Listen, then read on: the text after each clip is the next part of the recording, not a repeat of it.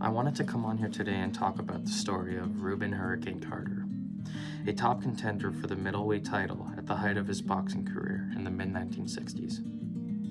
He was wrongly accused of a horrific crime in which he did not commit, a triple homicide. He went on trial, and a biased, bogus verdict gave him 3 life sentences. It was a dizzying fall from the heights of success and fame. Carter reported to prison in a nice suit and a $5,000 diamond ring and a gold watch, and so waiting in line to be entered into the general inmate population, he asked to speak to someone in charge.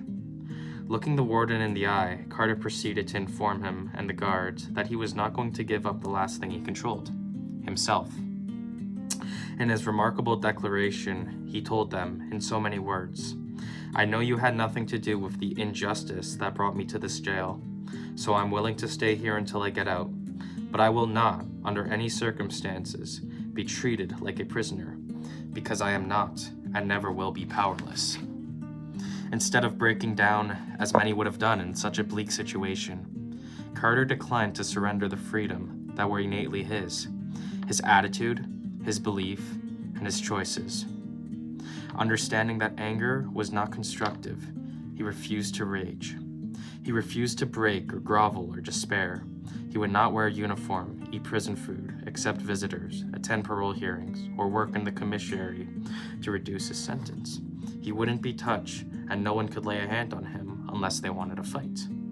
All of this had one purpose. Every second of his energy was spent on his legal case. Every waking minute was spent reading law books, philosophy, history. They hadn't ruined his life. They had just put him somewhere where he didn't deserve to be, and he did not intend to stay there. He would learn and read and make the most of the time that he had on his hands. He would leave prison not only free and innocent, but a better and improved man.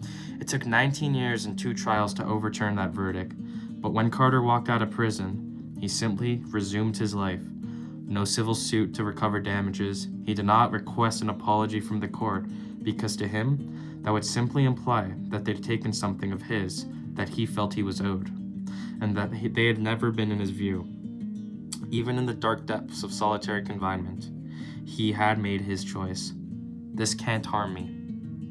I might have not wanted to happen, but I decide how it will affect me. No one else has the right. And I think that's such a beautiful point.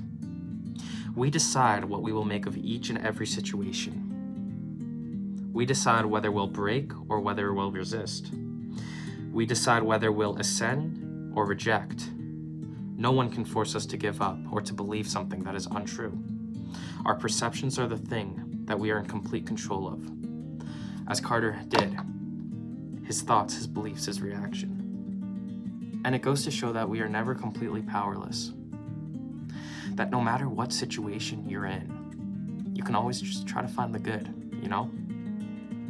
Whatever life throws at us, your mind remains your own. And I think that's a beautiful, beautiful story. And although it's unjust, that's just what life is. And at the end of the day, you can't control what other people say or do. You can't control the external, but you can control what's inside of you. We all have a mind of our own. And it's a question of whether we're gonna let things in or not.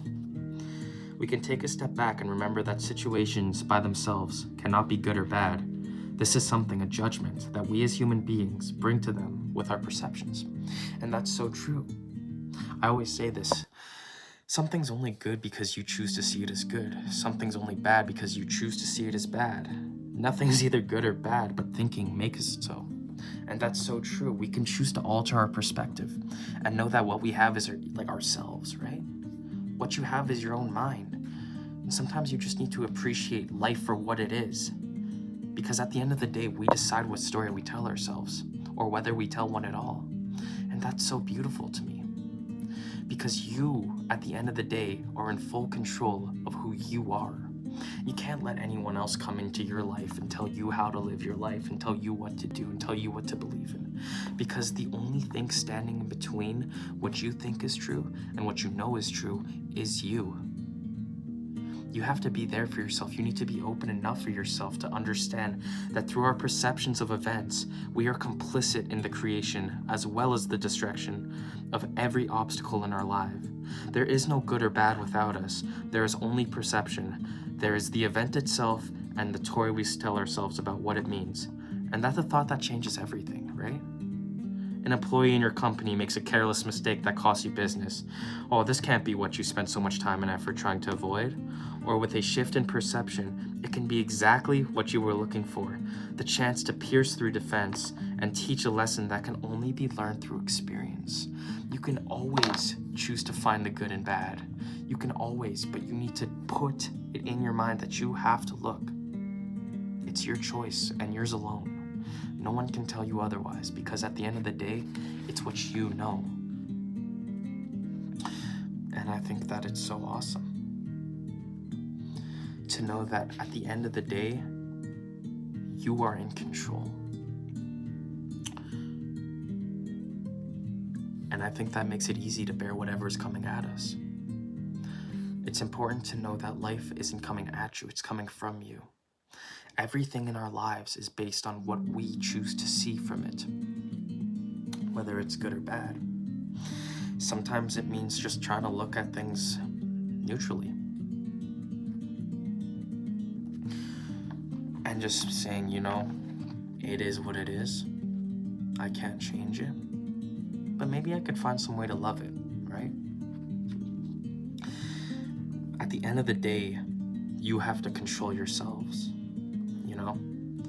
And you have to control your emotions. You need to practice subjectivity, perceptions, everything. It takes strength, and it's a muscle that must be developed. And muscles are developed by tension, by lifting and holding,